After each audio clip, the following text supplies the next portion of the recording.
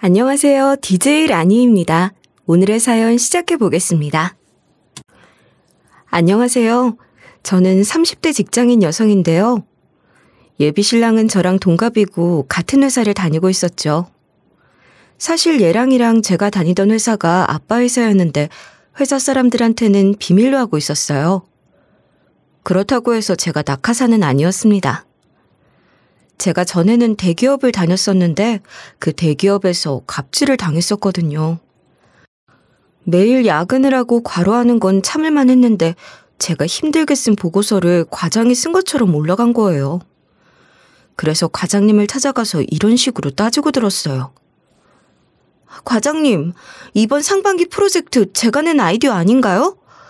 과장님께서 보고서도 제가 다 쓰라고 하셔서 제가 다 썼는데 왜 과장님 이름으로 올라가 있죠? 이거 무슨 착오가 있었던 걸까요? 제가 이러니까 과장님이 저를 위아래로 훑어보면서 이러더라고요. 그게 왜 성경 씨가 낸 아이디어고 성경 씨가 쓴 보고서야? 아이디어는 회의 때 다 같이 낸 거고 다 같이 디벨롭 시킨 거잖아. 보고서도 성경 씨가 엉망으로 써내서 내가 다 뜯어 고쳤는데 무슨 소리 하는 건지 모르겠네. 과장님이 이런 말씀을 하셔서 속으로 울분이 터졌어요. 진짜 정말로 회의 때 아이디어 저 혼자서만 낸 거 맞았거든요. 부장님이랑 다른 팀원들은 박수만 치고 호응만 했으면서 무슨. 게다가 과장님께서 보고서도 완벽하다고 칭찬까지 하셔놓고 이러니까 어이가 없었어요. 하지만 여기서 웃긴 건 이게 처음이 아니라는 거였어요. 늘 그랬듯 제가 과장님 말에 이렇게 반박했거든요. 과장님, 자꾸 제 성과 빼앗아서 과장님 성과로 처리하시면 저도 가만히 안 있을 겁니다. 이런 일이 한두 번도 아니고 제가 당하고만 있어야 하나요? 성과 가로채가는 것도 직장 내 괴롭힘인 거 아시죠? 여기서 선 넘으시면 바로 신고 들어가겠습니다. 과장이 저한테 맡긴 모든 일들이 제가 한 게 아니라 과장이 한 게 되어버리니까 너무 열받더라고요. 제가 또 참고만 있는 성격은 아니라 회사 사람들 다 있는 데서 과장한테 신고를 선포해버린 거예요. 그때 과장이 양심에 찔려하면서 더 이상 제 성과를 가로채가지 않았으면 저도 퇴사하지 않았을 텐데요. 역시나 여러 번 예상대로 그 다음 프로젝트도 과장이 성과를 가로채가더라고요. 제가 무려 몇 달간 야근하고 주말 출근해가면서 한 일이었는데 말이죠. 너무 열받아서 이번에는 사무실이 떠나가라 이런 식으로 소리 지르고 말았습니다. 과장님, 양심 있습니까? 이번 프로젝트 제가 다 진행했고 출근해서 하는 거라곤 담배 피우고 웹서핑하는 것밖에 없으면서 양심은 어디에다 팔아먹으셨어요? 그런 식으로 월급 타가니까 좋으세요? 저도 잘릴 생각으로 그렇게 했는데 지금 생각해보면 젊은 패기에 그랬던 것 같아요. 제 목소리에 일하던 직원들이 쳐다봤고 과장님 얼굴이 시뻘개져 있더라고요. 그 뒤로 과장이 어떻게 했는지 아시나요? 평소처럼 점심시간에 밥 먹으러 갔다 왔거든요. 점심시간이 좀 남아서 잡담을 나누고 있는데 과장님이 제 앞에서 대놓고 이러시더라고요. 김대리, 성경 씨하고 말 걸지 마. 어울려서 놀지 말라고 했잖아. 그러다가 김대리도 나한테 찍힌다. 회사 피곤하게 다니고 싶어? 이런 식으로 웃으면서 압박을 주는 거예요. 제가 거기서 정색을 하면서 이랬거든요. 과장님, 왜 말씀을 그렇게 하세요? 지금 대놓고 저 따돌리시는 거예요? 사적인 감정으로 팀원 대하시고 다른 팀원들 공갈하시고 그러시면 안 되죠. 늘 그랬듯 똑부러지게 지적하고 뭐라 했죠. 그러니까 과장이 기분 나쁜 미소로 이리 대응하더라고요. 농담으로 하는 말인데 왜 이렇게 진지해? 회사에서 농담도 못해? 성경 씨는 성격이 왜 그래? 내가 아무리 싫어도 트집 잡아서 뭐라 하지 마. 꼴 보기 싫으니까. 이런 말을 웃으면서 하는 거예요. 저도 웃는 얼굴에 침 못 뱉을 줄 알았는데 과장님 얼굴에는 뱉을 수 있을 것 같더라고요. 대기업이라고 모든 게 공평하고 평등한 게 아닌 게 아무리 위에 찔러봐도 해결되는 게 없었거든요. 그 과장놈이 더럽게 웃는 얼굴로 싸바싸바하고 돈이라도 찔러줬나 보죠. 결국 어렵게 들어간 대기업을 퇴사하고 나오자마자 과장님을 직장 내 괴롭힘으로 신고해버렸어요. 다행히 고용노동부 측에서 성과를 가로채는 경우 형법 제314조 제1항 위계에 의한 업무방해죄에 해당된다고 하더라고요. 그 과장놈이 업무방해죄가 확정돼서 벌을 받았다고 해서 제 속이 시원해졌어요. 제가 이런 일이 다 해결되고 종결된 뒤에야 본가를 찾아간 거예요. 그리고 부모님께 그동안 당하고 있었던 일들을 고백했는데요. 엄마, 아빠, 사실 나 과장님이 내 성과를 전부 다 가로채가서 퇴사 고민을 여러 번 했거든? 내 성과를 한 번만 빼앗긴 거면 나도 그냥 넘어가 주려고 했는데 계속 내 걸 빼앗아가는 거야. 그래서 대놓고 과장님한테 맞서서 내 성과 빼앗지 말라고 하니까 나를 따돌리더라? 결국 사직서 내고 직장 내 괴롭힘으로 그 과장 찔러 넣어버렸어. 그동안 말 못해서 미안해. 엄마랑 아빠가 기대하는 게 있을 것 같아서 선뜻 말을 못 꺼내겠더라고. 부모님이 대기업 합격했다고 좋아하셨는데 제가 관뒀다고 하면 실망하실까봐 말하지 않고 있었거든요. 어떻게든 견뎌보려고 했는데 인생이 제 뜻대로 되지 않아서 너무 슬펐어요. 아빠가 그러니까 제 어깨를 막 토닥여주면서 이리 얘기해 주시더라고요. 차라리 잘 됐다. 이참에 아빠 회사에 이력서 넣어봐. 안 그래도 마케터가 필요해서 공고 올려놨다고 하더라.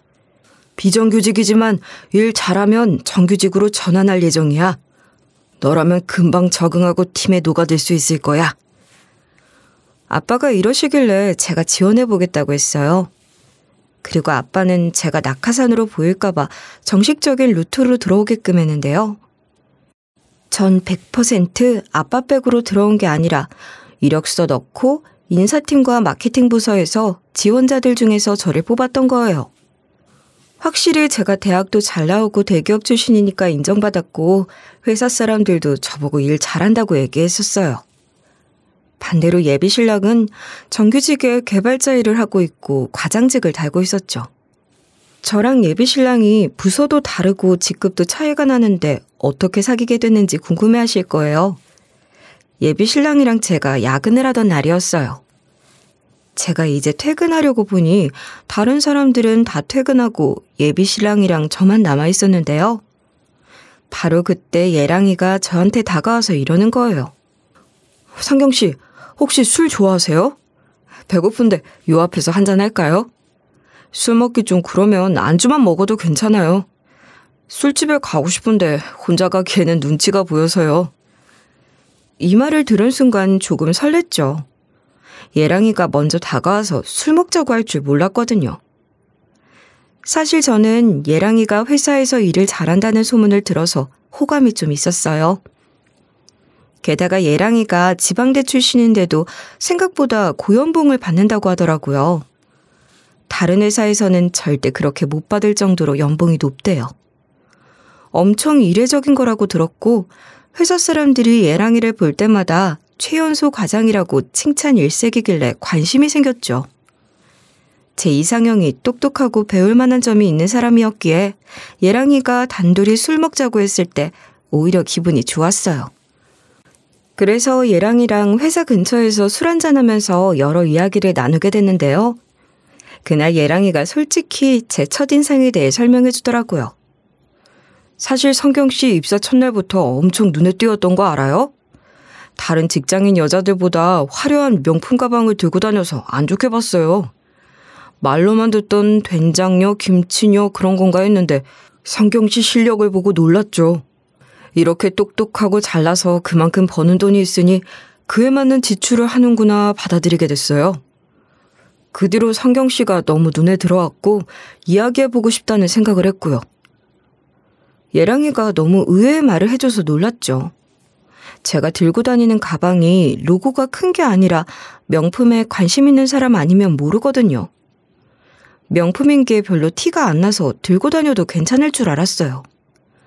저는 그냥 집에 있는 가방 들고 온 거라서 으스대려는 의도는 아니었는데요. 예랑이가 제 가방으로 그런 판단을 하고 있을 줄 몰랐어요. 게다가 회사에서 마주칠 때마다 무표정한 얼굴로 인사만 나눠서 저한테 별 관심도 감정도 없는 줄 알았습니다. 하지만 이날 예랑이가 저를 다시 봤다면서 막 칭찬을 해주니까 저도 자연스럽게 예랑이 칭찬을 하게 됐죠. 재환 씨도 회사에서 일 잘한다는 소문 들었어요. 지방대 출신인데도 생각보다 고연봉을 받는다고 하더라고요. 다른 회사에서는 절대 그렇게 못 받을 정도로 연봉이 높대요. 엄청 이례적인 거라고 들어서 놀랐어요. 회사 사람들이 재환 씨 볼 때마다 최연소 과장이라고 칭찬 일색이던데요. 그러니까 자연스럽게 분위기가 좋아져서 화기애애하게 이야기를 잘 나눈 것 같았어요. 회사에서는 당연히 회사 메신저를 쓰고 있어서 예랑이 번호를 모르고 있었는데요. 그날 전화번호도 교환하고 예랑이가 저 술 먹었다고 택시비까지 쥐어주고 집에 보내주더라고요. 그날 이후로 예랑이와 몇 주 동안 개인적으로 연락하다가 회사 사람들 몰래 사귀게 됐어요. 물론 저도 진지하게 만나고 있는 사람에게 뭔가를 숨기고 싶진 않았죠. 그래서 예랑이한테 사실 대표님이 우리 아빠라고 말하려고 했어요. 제가 이제 막 말할까 말까 망설이고 있을 때였습니다. 그동안 숨기고 있었다고 예랑이가 서운해할까봐 전화나 문자를 하는 것보다 얼굴 보면서 이야기하려고 했는데요. 그래서 예랑이랑 주말에 만나서 밥을 먹고 카페로 자리를 옮겼을 때를 노렸어요. 그때 예랑이랑 제가 늘 차분하고 조용하게 커피를 마시곤 했었거든요. 평소처럼 카페로 가서 아빠 이야기를 하려고 했는데 예랑이가 갑자기 이런 말을 하는 거예요. 우리 회사에 낙하산이 있다는 소문이 있던데 들었어? 누군진 모르겠는데 대표님 딸이라서 입사했다는 사람이 있다는 거야. 세상에 너무하지 않아? 난 여기 들어오려고 얼마나 노력했는데 이건 너무 부당한 것 같아. 이런 식으로 툴툴거리길래 너무 당황스러워하고 말았어요. 그래서 그날 이후로 쭉 제가 사실 그 소문 속 대표님 딸이자 낙하산이라는 말을 못하겠는 거예요. 결국 예랑이한테 말하지 못하고 쭉 숨기고 있을 때였어요. 회사에서 일을 하다가 커피를 마시려고 탕비실에 들어갔는데 예랑이가 있는 거예요. 사내연애 들킬까봐 원래 근무 시간에 따로 말을 잘 안 거는데 예랑이가 아무도 없는 거 확인하더니 저한테 귓속말을 하더라고요. 오늘 예쁘시네요. 남자친구 만나러 가시나 봐요. 남자친구분은 좋겠다. 이런 예쁜 분 만나서. 예랑이가 뜬금없이 이런 장난을 치길래 예랑이 어깨를 웃으면서 치고 있었거든요. 바로 그때 탕비실 문이 벌컥 열리는 거예요. 얼른 예랑이랑 떨어져서 커피 머신을 만지는 척하고 있었는데요. 근데 갑자기 탕비실 문을 열고 들어온 사람이 아빠였던 거예요. 저도 당황스러워했는데 예랑이도 만만치 않게 놀라서 얼굴이 새빨개져 있었어요. 제가 부모님께도 예랑이랑 만나고 있다는 사실을 말하지 않았거든요. 아빠가 예랑이랑 제가 사귀는 걸 눈치채셨는지 저만 꼭 집어서 이리 말씀하시더라고요. 성경 씨, 잠시 저 좀 볼 수 있을까요? 잠깐 이야기할 게 있어서요.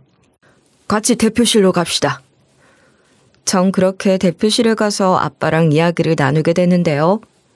예상대로 아빠가 이런 질문을 꺼내시는 거예요. 아빠가 탕비실 문 열었다가 얼마나 놀랐는지 아니? 둘이 딱 붙어서 뭐하고 있었던 거야? 너 설마 정 과장이랑 사귀니? 아빠가 도대체 언제부터 사귀었던 거냐고 하시면서 뭔가 기분 나빠하시더라고요. 그래서 제가 아빠 눈치를 보면서 이리 대답했죠. 아빠, 사실 만난 지 얼마 안 됐어.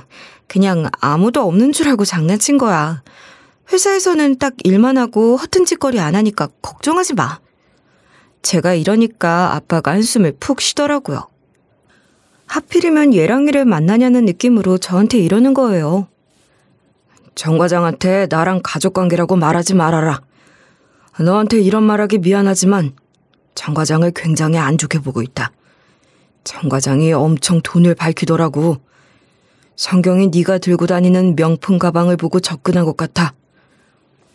하지만 저는 예랑이를 믿고 있어서 아빠 말을 믿을 수 없었어요. 아빠가 뭔가 오해를 하고 있는 것 같아서 이리 강하게 말했는데요. 아빠가 생각하는 그런 사람 아니야. 오히려 명품만 들고 다니는 나를 너무 안 좋게 봤어. 아빠야말로 소문만 듣고 판단하지 마. 이렇게 얘기해봐도 소용이 없었어요. 아빠가 아주 단호하게 선을 그어서 이렇게 이야기하셨거든요. 예전에 정 과장이 명품 들고 다니는 여사원한테만 접근했었어. 그래서 정 과장을 믿을 수 없는 거야. 정 과장이 일은 잘하니까 곁에 두는 거지 사적으로는 그닥 보고 싶지 않다. 헤어지란 소리는 안 할 테니까 아빠가 대표라는 소리만 하지 마. 이러시길래 일단 알겠다고 했죠. 대표실을 빠져나오자마자 예랑이한테 물어볼까 싶었는데 좀 그런 거예요. 대표님이 당신 소문 안 좋다고 하던데 사실이냐고 따지면 이상한 느낌이 들지 않나요? 세상에 어떤 대표가 부하 직원 일에 그렇게까지 참견하겠어요. 이걸 지금 바로 묻는 것 자체가 이상한 것 같아서 시간이 한참 지난 뒤에 이야기를 꺼내보려고 마음먹었습니다. 시간이 어느 정도 지나 예랑이하고 주말에 약속을 잡아서 물어봤죠. 사실 나 회사에서 이상한 소문을 들었거든? 당신에 대한 소문이던데? 명품만 들고 다니는 여사원만 노린다는 소문은 왜 난 거야? 제가 직설적으로 물어보니까 예랑이가 깜짝 놀랐는지 물을 먹다가 콜록거리더라고요. 그리고 인상을 팍 쓰더니 저한테 이런 반응을 보였어요. 뭐? 회사에 그런 소문이 났다고? 누가 말했는데? 난 그런 적도 없는데 왜 그런 소문이 난 거지? 억울하네. 당신은 그 소문 믿는 거 아니지? 내가 일을 워낙 잘하니까 시기 질투하는 세력들이 거짓 소문을 퍼뜨린 것 같아. 예랑이 말로는 자기 부서 사람들이 그런 소문을 내는 것 같대요. 나이 어린 과장이라서 싫어하는 게 보인다고 하길래 예랑이 말을 믿고 아빠가 말한 소문은 일단 넘어가기로 했죠. 그렇게 시간이 지나 예랑이랑 6개월 정도 만나게 됐을 때였습니다. 이제 저도 나이도 있고 예랑이가 좋으니 자연스럽게 결혼 이야기를 하게 됐어요. 그러면서 모아놓은 재산 이야기를 하게 됐는데요. 같은 회사 다니다 보니 서로 고민 상담하느라 연봉은 공개한 상태였어요. 확실히 남편이 개발자고 정규직 과장이라서 연봉도 높고 안정적으로 보였죠. 전 반대로 비정규직이었지만 제가 모아놓은 돈도 꽤 있고 우리 집이 잘 살아서 괜찮았어요. 얘랑이랑 그런 이야기를 나눌 정도로 사이가 꽤 진전되어 있었는데요. 어느 날 평소처럼 주말에 얘랑이를 만났거든요. 밥을 먹고 카페로 자리를 옮겼더니 얘랑이가 조심스럽게 이런 제안을 하더라고요. 이제 양가 부모님께 결혼 허락 받으러 가는 건 어떨까? 안 그래도 내가 부모님께 당신 이야기를 많이 했었거든. 내가 맨날 칭찬해대니까 우리 엄마가 언제 여자친구 데려올 거냐고 묻더라. 이 말을 듣고 기분이 어찌나 착잡하던지요. 아빠는 자기가 대표인 걸 절대 말하지 말라고 하지 예랑이한테 숨기고 있는 비밀이 있으니까 어떻게 해야 할지 모르겠더라고요. 이 상태로 양가 부모님 뵈러 가는 것도 이상해서 고민하다가 예랑이한테 이리 말했죠. 나는 집안에 좀 복잡한 문제가 있어서 상의를 해봐야 할 것 같아. 이걸 말해야 할지 말아야 할지 고민이 되는데 일단 내가 부모님이랑 대화해보고 알려줄게. 제가 이러니까 예랑이가 고개를 갸웃거리더라고요. 그리고 저한테 이리 물어봐서 너무 난감했어요. 무슨 문제이길래 그래? 나한테 말 못할 비밀이라도 있는 거야? 지금 당장 말해줄 수 없어? 난 웬만하면 다 이해해주니까 편하게 이야기해봐. 예랑이가 평소랑 다르게 집요하게 파고드는 거예요. 그래서 제가 이런 식으로 얼른 화제를 돌렸죠. 차라리 오늘 일찍 헤어져서 부모님 뵙고 와야 할 것 같은데? 내가 얼른 해결하고 와서 전부 다 이야기해줄게. 이러면서 얼른 짐을 챙기고 나갈 채비라니까 예랑이가 더 이상 못 물어보더라고요. 그런데 이번엔 전혀 다른 방법으로 저를 당황스럽게 만들었어요. 당신 말대로 오늘은 일찍 헤어지자. 당신 부모님 집 다녀와. 나 오늘 차 끌고 왔는데 데려다 줄까? 당신 부모님 집 어디라고 했지? 예랑이가 제 자취방에만 와봤지 부모님 집은 안 와봤거든요. 괜히 데리고 갔다가 대표님이 아빠인 거 들킬까봐 바로 손사래를 치며 소리쳤어요. 아니야, 내가 알아서 혼자 다녀올게. 주말이라서 차 밀리잖아. 뭐하러 부모님 집까지 따라와. 여기서 멀어서 안 돼. 나 먼저 갈게. 이러고 카페 밖으로 나와버리니까 예랑이가 뒤따라오다가 말더라고요. 저도 이러고 싶지 않았지만 이미 속이게 된 마당에 일이 꼬이지 않게 하려면 이 방법밖에 없었어요. 제가 곧바로 본가로 가는 길에 엄마한테 전화를 걸었는데요. 엄마가 전화를 받자마자 곧장 이리 말해버렸어요. 엄마, 지금 어디야? 아빠랑 같이 집에 있어? 나 지금 집에 가려고 하고 있거든? 엄마랑 아빠한테 할 말 있으니까 어디 가지 말고 집에 있어야 돼? 제가 이러니까 엄마가 무슨 일이냐고 하더라고요. 직접 가서 이야기하겠다고 하고 부모님 댁에 갔거든요. 제가 집에 들어가자마자 거실에 부모님을 앉혀놓고 예랑이에 대해 이야기해 드렸어요. 엄마, 아빠, 사실 나 회사에서 사내연애 하던 사람이 있거든? 직급은 과장이고 이름은 정재환이라는 사람인데 회사에서 일도 잘한다는 소문이 쫙 났어. 지방대 출신인데도 생각보다 고연봉을 받는다고 하더라고. 다른 회사에서는 절대 그렇게 못 받을 정도로 연봉이 높대. 엄청 이례적인 거라던데? 회사 사람들이 남자친구 볼 때마다 최연소 과장이라고 칭찬해. 정말 능력 좋고 성격도 좋은 사람인데 우리 아빠가 대표인 걸 몰라. 지금 그게 문제거든? 아빠, 그냥 아빠가 회사 대표인 거 말하면 안 돼? 제가 이러니까 아빠가 탐탁치 않아 하시더라고요. 예랑이 이야기에 단숨에 미간을 찌푸리시더니 이렇게 말씀하셨어요. 사귄 지 얼마나 됐다고 벌써부터 결혼 이야기냐? 일단 예비시댁 먼저 가보고 와라. 네가 어떤 집안인지 파악하고 와. 대신 아빠가 대표라는 사실을 숨겨야 한다.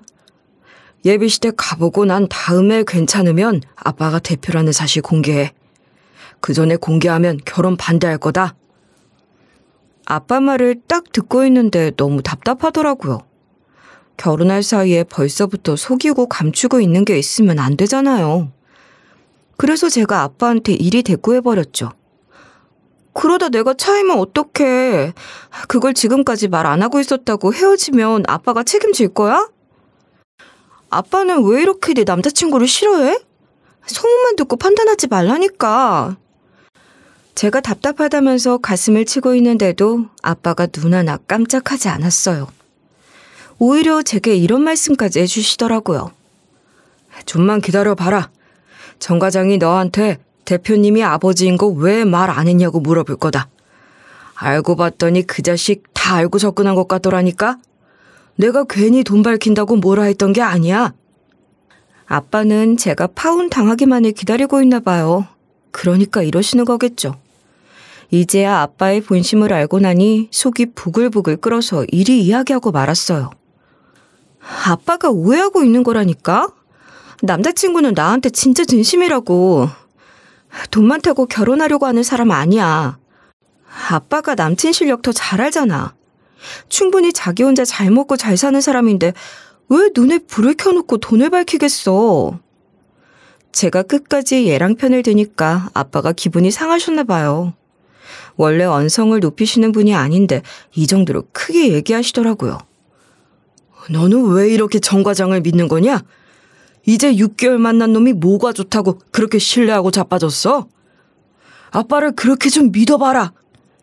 네 멋대로 아빠 대표인 거 다 말해버리고 결혼 허락 받으러 오면 바로 반대할 거니까 알아서 해라. 아빠가 단순히 목소리 높인다고 제가 순순히 말 듣고 있었겠어요? 저도 설득이 되어야 움직이는 사람이라서 아빠랑 이렇게 거래를 해버렸죠. 알겠어. 아빠 말대로 내가 예비시댁부터 가서 한번 확인해 볼게. 대신에 내가 헤어지거나 파혼하게 되면 아빠가 책임져야 된다? 아빠가 알겠다고 하길래 부모님 집을 빠져나왔는데요. 아휴, 아빠가 소문만 듣고 왜 저러는지 이해가 안 됐어요. 저도 대기업 다닐 때 과장님이 헛소문을 퍼뜨려서 진짜 싸가지 없고 버릇없다는 평가가 돌아다녔거든요. 그래서 얘랑이도 같은 경우라고 생각하고 있었어요. 또 결혼은 집안과 집안끼리 하는 거라고 하잖아요. 아빠 요구를 안 들어주면 결혼 반대당하고 앞날이 피곤해질 게 분명이기 때문에 아빠가 책임지고 수습해 주겠다고 하니까 아빠 말대로 한 거죠.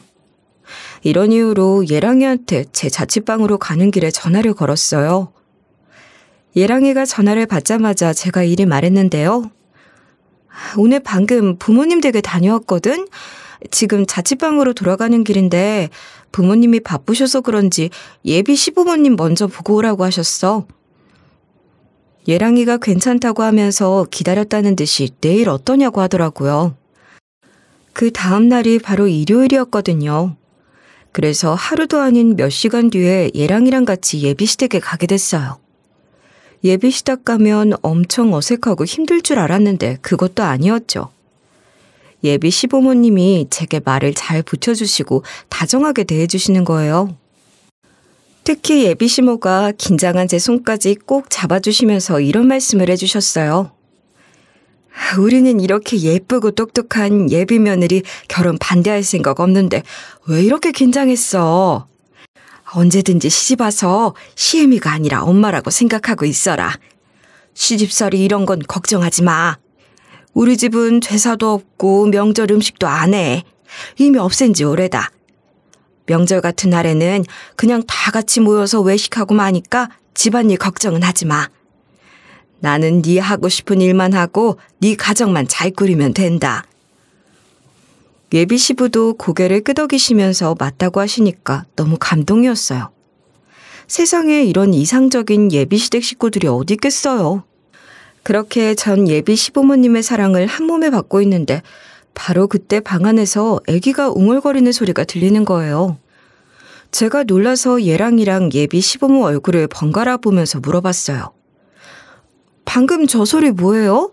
또 누가 계시는 거예요? 남동생분인가? 그런데 오늘 집에 부모님만 계시는 거 아니었어? 제가 이렇게 질문해 대니까 예랑이랑 예비 시부모 표정이 확 굳어버리더라고요.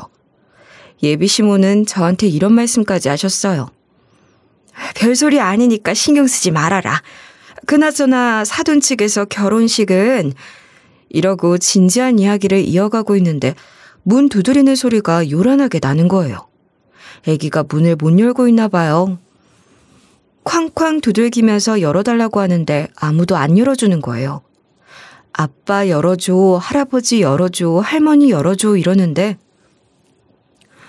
할아버지 할머니는 그렇다 쳐도 아빠는 누굴 말하는 건가 싶었어요. 설마 예랑이가 하면서 예랑이를 쳐다보는데 때마침 방문이 열리더라고요. 방 안에서 제 또래 남자랑 여자애가 나오는 거예요. 그런데 여자애가 어딘가 이상해 보였어요. 다리를 절고 얼굴도 약간 어그러져 보이는 게 몸이 불편해 보였는데요. 여자애랑 같이 나온 남자가 한참을 머뭇거리다가 제게 꾸벅 인사를 하더니 자기를 이렇게 소개하더라고요. 안녕하세요. 저 재환이 형 남동생이에요. 갑자기 시끄러워서 놀라셨죠? 저도 놀라서 깼는데 거실에 손님이 계셨네요. 아주 자연스럽게 이야기를 붙이길래 어색하게 목례 인사를 드렸죠. 예랑이한테 남동생이 있다는 건 알고 있긴 했어요. 근데 오늘 집에 있다는 얘기는 따로 못 들었거든요. 아, 그래서 저 여자애가 예비 시동생 딸이라고 생각했는데요. 여자아이는 그렇다 쳐도 제가 우는 소리가 다 들렸을 텐데 그동안 방 안에서 아무도 없는 척했다는 게 좀 이상했어요. 자꾸만 예랑이를 의심하는 아빠 때문일까요? 왠지 모르게 쎄한 느낌이 들어서 예비 시동생에게 한번 물어봤는데요. 오늘 제가 오는 거 모르고 계셨어요? 방 안이 조용하길래 아무도 없는 줄 알았어요.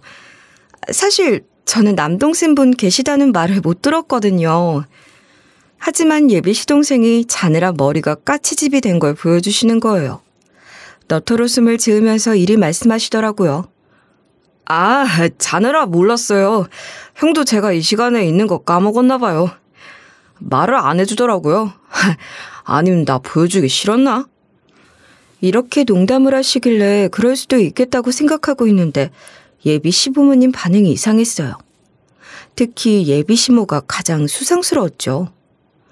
뭘 물어보려고 하셨으면서 이런 식으로 갑자기 말을 바꾸시는 거예요. 아이고, 시간이 벌써 이렇게 됐네. 바쁠 텐데 얼른 가봐라. 우리는 결혼 반대하는 일 전혀 없이 언제든지 환영하니까 궁금한 거 있으면 말만 하고. 예비 시모가 제 등을 어루만져주면서 잘 가라고 하셨는데요. 얼떨결에 등까지 떠밀려서 신발장 앞까지 오게 됐어요. 그렇게 예비 시부모 배웅을 받고 나오려는데 여자애가 뭐라 말하려고 하더라고요. 예비 시동생이 자기 딸한테 쉿 소리를 내며 조용히 하라고 하니까 여자애가 예비 시댁 식구들 눈치를 보다가 입을 다물었어요. 전 그 모습을 보고 예비 시댁을 빠져나왔죠. 그래서 제가 예랑이한테 예비 시동생이랑 여자애에 대해 한 번 더 물어봤어요. 당신 왜 동생분 오늘 집에 있는 거 말 안 했어? 자취한 지 꽤 돼서 부모님 집에는 없을 거라며. 그리고 그 여자애는 누구예요? 동생분 애야? 동생분 결혼했다는 말은 들은 적이 없는데? 예랑이가 제 질문은 어영부영 넘어가더라고요. 자연스럽게 시부모님 이야기로 관심을 돌리면서 이리 물어봤어요. 지금 그게 중요한 게 아니잖아. 당신 엄청 긴장했던데 부모님 어땠어? 많이 불편했지? 엄마도 당신이 너무 떠오는 것 같으니까 얼른 보낸 것 같더라. 내심 걱정해줘서 좋긴 했지만 찝찝한 기분이 드는 거예요. 그런데 바로 그때 예랑이 입에서 이런 말이 나오고 말았어요. 당신 숨기고 있는 거 없어? 이제 슬슬 말해줘야 하지 않아? 사실 내가 당신 아버지가 대표님이라는 소문을 들었거든. 왜 말 안 했어? 언제 말해줄까 계속 기다리고 있었거든. 이때 순간 소름이 확 끼치더라고요. 아빠 말대로 예랑이가 모든 걸 알고 접근한 걸까 싶었어요. 그래서 저도 모르게 이런 거짓말을 하고 말았죠. 그게 무슨 소리야? 대표님이 우리 아빠라니. 내가 말했다시피 우리 아빠는 택시 기사셔. 우리 엄마는 그냥 식당 서빙 일 하시고. 그건 어디서 들은 소문이야? 대충 예전에 했던 대로 친구네 가족 직업을 언급하며 둘러대봤는데 예랑이 얼굴이 180도 돌변해버렸어요. 그러면서 저한테 이런 질문을 건네는 거 있죠? 아니, 나는 당신이 저번에 한 말 때문에 그랬지. 당신이 결혼할 때 부족한 건 당신 쪽에서 조금 보태줄 수도 있을 것 같다고 했잖아. 전 그 와중에 예랑이 인성을 가려낼 수 있는 말을 해보려고 머리를 막 굴렸어요. 그래서 제가 시무룩한 표정을 지으며 이렇게 말해봤는데요. 나도 엄마랑 아빠가 도와준다고 하길래 엄청 좋아했거든? 그런데 알고 봤더니 엄마 아빠가 지내는 임대 아파트 주시는 거고 차도 아빠가 타던 차 주실 거라는 거야. 당신 속이려고 했던 건 아니야. 나도 엄마 아빠한테 속은 거라고. 우리 부모님 집으로 가서 다 말하려고 했는데 늦게 말해서 미안. 제가 이리 대답하니까 예랑이가 바로 정색을 하더라고요. 심지어 저한테 이런 막말을 퍼붓는 거예요. 뭐? 처음에 말했던 거랑 틀리잖아. 당신 처음에는 집안 사정 엄청 여유로운 것처럼 말하지 않았어? 왜 지금은 전혀 다르게 말하는 건데? 이건 사기 결혼이야. 단숨에 사기꾼 취급을 받으니까 저도 당황스러웠죠. 예랑이 입장에서 생각해보면 저도 속인 게 있으니 애써 웃어보았는데요. 일단 저희 집에 가면 분위기가 달라질 테니까 예랑이 팔을 잡아당기면서 이리 얘기해보기도 했어요. 우선 부모님 집으로 가서 대화 좀 해보자. 그럼 이야기가 정리될 것 같아서 그래. 지금 부모님 기다리시니까 얼른 가보게. 그런데 예랑이가 저를 휙 피하는 거예요. 제 손이 허공을 휘저었는데 예랑이가 딱딱하게 굳은 표정으로 이리 말하더라고요. 지금 잠깐 어딜 가봐야 할 것 같아. 당신 부모님 집에 가는 건 잠시 미루자. 이미 약속 잡은 마당에 이러는 거 당신 부모님께 정말 죄송하지만 나도 사정이 있어서 그래. 예랑이가 갑자기 이러길래 엄청난 실망감이 몰려왔어요. 평소에는 맨날 데려다 주거나 택시 타는 모습이라도 지켜봐 줬는데 제가 가든 말든 신경을 안 쓰더라고요. 도망이라도 가듯 먼저 쌩하니 가버려서 어이가 없었죠. 결국 저는 버려지다시피 혼자 남겨져서 자취방으로 가지 않고 부모님 집으로 향했는데요. 예랑이를 데리고 올 줄 알았는데 저 혼자 들어오니까 부모님이 놀라셨습니다. 그래서 제가 이런 식으로 자초지종을 설명드렸어요. 남자친구 부모님 뵐 때까지만 해도 괜찮았거든? 그런데 방 안에서 애기 울음소리 들리면서 있는지도 몰랐던 남동생분 나오고, 그리고 여자애가 밖으로 나오면서 분위기가 이상해졌어. 그 뒤로 남자친구 부모님이 급하게 가보라고 하시더라고. 밖으로 나와서 남자친구에게 남동생분 집에 있는 거 왜 말 안 했냐, 그 여자애는 누구 애냐고 물어봤거든? 그 질문 싹 다 대답 안 하더니 아빠가 대표인 거 알고 있었대.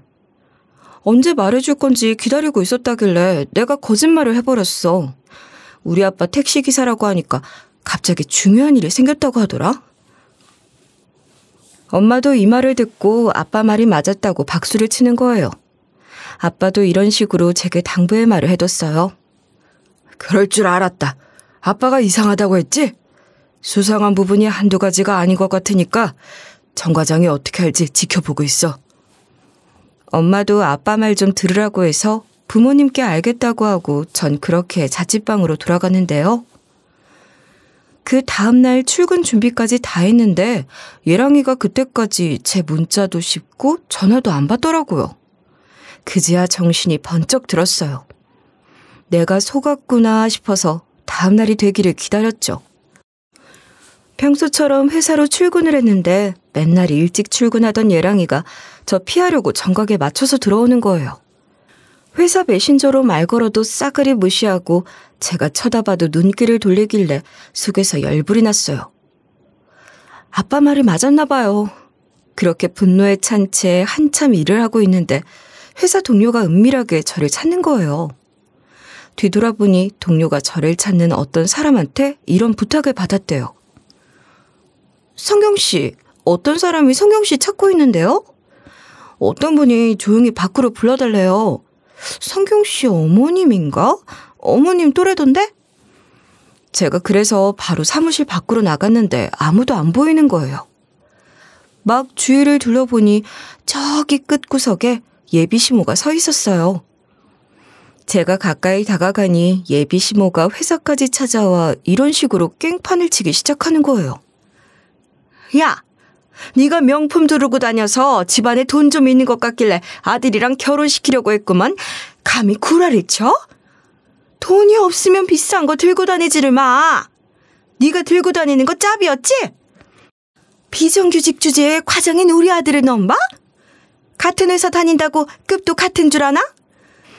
네 아들이랑 결혼 허락한 거 취소하려고 여기까지 온 거거든? 지금 당장 우리 아들이랑 헤어져라. 안 헤어지면 내가 네 인생 피곤하게 만들 거니까 매달릴 생각조차 하지 말라고. 여기서 우리 회사 사무실 구조를 좀 설명드릴게요. 우리 회사는 한 층을 전부 다 빌리고 있는데 사무실이랑 대표실이 아예 분리되어 있거든요. 대표실로 가려면 사무실 밖으로 나와서 복도 끝쪽으로 가야 대표실 문을 열고 들어갈 수 있었어요. 그런데 때마침 제가 서 있던 자리가 대표실이랑 엄청 가까웠거든요. 그래서 제가 우렁차게 소리쳐버렸죠. 아빠, 나와봐. 여기 아줌마가 비정규직 주제에 과장인 자기 아들 넘봤다고 드잡으려고 한다. 누가 누굴 넘봤는지 모르겠는데 아빠가 와서 설명 좀 해봐. 제 부름에 대표실이 열린 순간 예비시댁의 지옥문이 활짝 열린 거예요. 양복 쫙 빼입은 아빠가 대표실을 나오니까 예비시모가 놀라더라고요. 제가 회사에서는 항상 아빠를 대표님이라고 부르며 깍듯하게 대했는데 일부러 예비시모 보라고 반말을 하면서 집에서 하던 것처럼 했어요. 제가 일으킨 소란 때문에 회사 사람들이 다 내다보고 있으니까 예랑이도 나와보는 거예요. 제가 바로 그때 예비시모와 예랑이에게 말했죠. 사실 우리 아빠가 대표님이에요. 제가 늘 들고 다니는 명품 가방도 분수에 안 맞는데 과시하려고 산 거 아니고요. 저희 집 수준에 맞게 산 것뿐이에요. 그런데 정 과장님이 제 겉모습만 보고 부자인 줄 알고 접근했다가 아닌 것 같으니까 이런 식으로 망신을 주네요. 정 과장님, 이리 와보세요. 남의 일인 척 서 계시지 마시고 이리 와서 해명해 보시라고요.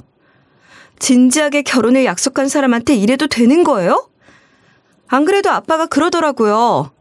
정 과장님 돈 많아 보이는 여사엄마 노리니까 조심하라고요. 그냥 아빠 말 들을 걸 그랬나 봐요. 제가 남자를 잘못 만나도 한참 잘못 만났네요.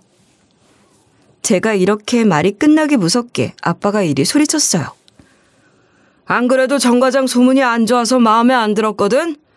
틈만 나면 명품 가방 들고 다니는 여사원들 꼬시면서 재산 규모 알아내는 거 누가 모르고 있을 줄 알았어? 그나마 일을 잘해서 곁에 뒀더니 내 딸을 탐내? 그것도 모자라 우리 딸이 비정규직의 평범한 집안이라고 하니까 무시하고 헐뜯으려고 했더라. 이거 안 되겠네. 이참에 정과장을 해고해야겠어. 저랑 아빠가 이리 말을 쏟아내니까 예비시모랑 예랑이가 발을 동동 구르는 거예요. 저보고 잘못했다고 말실수했다고 하면서 싹싹 빌더라고요. 그러면서 예비시모가 울면서 이런 고백을 해댔어요. 안 돼요, 안 돼. 제발 한 번만 봐주세요. 저희가 잘못했습니다. 아들 실력 인정해주면서 이 정도로 돈 주는 곳은 없단 말이에요. 저랑 저희 아들이 돈 밝히면서 며느리감 골라대서 미안해요. 집안에 빚이 많아서 그랬어요. 손주가 몸이 불편한 아이라 돈이 많이 나간단 말이에요. 며느라, 사실 그 여자애 둘째 아들 자식 맞다. 우리 아들이 여자한테 사기를 당해서 그래. 어떤 여자가 돈 많은 척 연기하면서 아들이랑 만나다가 애까지 뱄어. 그런데 우리 집보다 더 가난한 애더라. 우리가 결혼 반대하니까 집 앞에 손주를 두고 간 거 있지? 그런데 이번엔 돈 많은 며느리 못 알아보고 이런 짓을 저질렀네. 아이고, 내 팔자야. 어이가 없어서 나 참. 예랑이가 제 조건만 보고 접근한 이유가 있었어요. 자기 집안에 남아있는 빚 갚아주고 자기 집안 사람들까지 먹여 살릴 여자 구하려고 눈에 불을 켜고 돌아다닌 거죠. 그 희생양이 제가 될 뻔했다니 너무나도 큰 배신감에 예랑이랑 예비시모에게 이리 경고해버리고 말았어요. 저기요, 아줌마. 저 당신 아들이랑 파혼할 거니까 다시는 여기 회사 찾아오지 마세요. 우리 아빠가 정과장도 잘라버린다고 했으니까 회사 최대한 빨리 나가시고요. 다시는 저 아는 척하지 마세요. 예랑이랑 예비시모가 넙죽 엎드려서 싹싹 빌었지만 제가 알 바인가요? 제가 얼른 내쫓아버리라고 하니까 아빠가 이리 말하더라고요. 아무리 일을 잘해도 우리 딸 돈으로 보고 접근한 사람하고 일할 생각 없습니다. 정과장 부당해고라도 할 생각이니까 정지한 씨는 하루빨리 나가주시죠. 결국 예랑이가 짐을 다 싸들고 예비시모랑 나가더라고요. 전 그날 예랑이한테 파혼은 물론 아예 헤어지자는 뉘앙스의 문자를 보내놨어요. 깔끔하고 매너 있게 깨질 생각은 없어서 이런 문자를 보내버린 거죠. 우리 아빠가 대표인 거 알고 접근했다가 아니라고 하니까 돌변한 거 잘 봤어. 내가 당신 능력만 보고 반했던 거 큰 패착이었던 것 같네. 당신이 내 인생의 유일한 오점이 됐으니까 다시는 연락하지 마. 내게 다시 접근하는 순간 당신 인생 피곤하게 만들어줄게. 이런 문자를 보내놓고 반응을 기다렸는데 아주 절절한 사과의 답장이 왔더라고요. 실질적 가장인 이전 예랑이가 회사에서 잘리자 가세가 기울어져 버린 모양이에요. 그걸 어떻게 알았냐고요? 평소처럼 아빠 회사로 출근을 했는데요. 사무실 책상에 앉자마자 띠링 하고 회사 메신저 오는 소리가 들리더라고요. 메신저를 확인해보니 저랑 친한 동료한테 이런 메시지가 와 있었어요. 성경 씨, 그거 알아? 정 과장님이 직장 동료들한테 여기저기 손을 벌리고 다닌대. 정 과장님이 요즘 이력서 넣는 족족 떨어져서 취직도 안 된다고 하더라. 이 말을 들은 순간 아빠가 해준 말이 생각나더라고요. 이전 예랑이는 아마 동종업계에서 취직하기도 힘들 거예요. 우리 아빠가 소문을 냈거든요.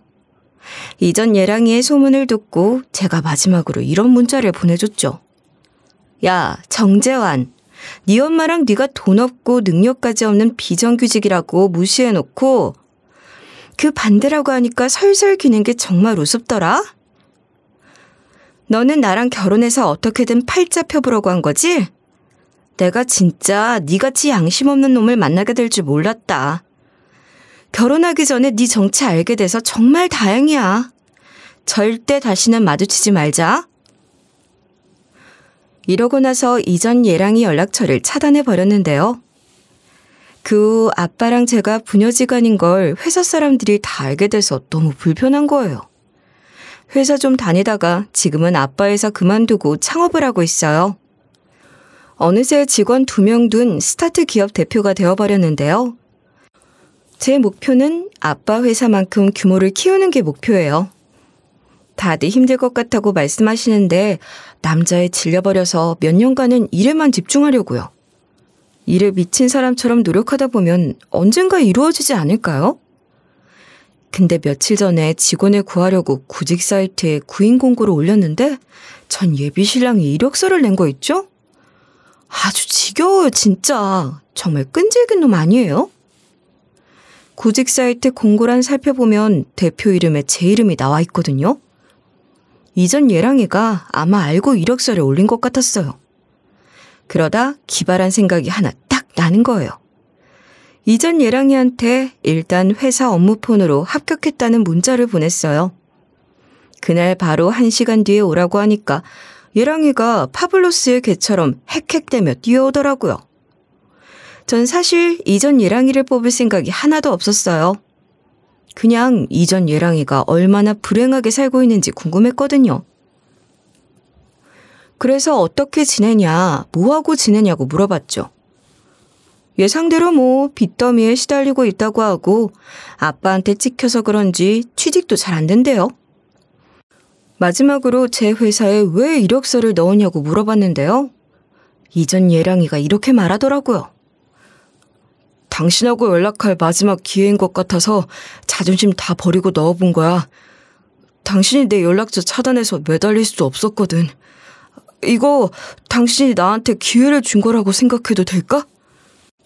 이전 예랑이가 느끼하게 이러고 있길래 제가 준비한 거마비를 지어줬어요. 저는 차만 타고 다니느라 몰랐는데 요즘 버스비가 1,500원이라고 하더라고요. 버스 타고 가라고 하얀색 봉투 안에 1,500원 알차게 넣어뒀어요. 이전 예랑이가 봉투 안에 든 돈을 보고 순간 울컥한 게 보였죠. 딱 봐도 자존심이 상한 것 같길래 나가라고 쫓아내면서 그나마 남아있는 자존심도 스크래치 내버렸습니다. 이렇게 이전 예랑이를 참교육해주고 나니 아빠는 절 볼 때마다 제가 일만 잘하지 사람 볼 줄은 모른다고 하시면서 남자 만날 때 조심하라고 하시더라고요. 그래서 한동안은 누구 만나는 일 없이 마음 편하게 살아갈 생각이에요. 여러분도 결혼은 현실이니 잘해준다고 아무랑 하려고 하지 마세요. 저처럼 신중하게 생각하시다가 결혼식 올리고 혼인신고하시기 바랄게요.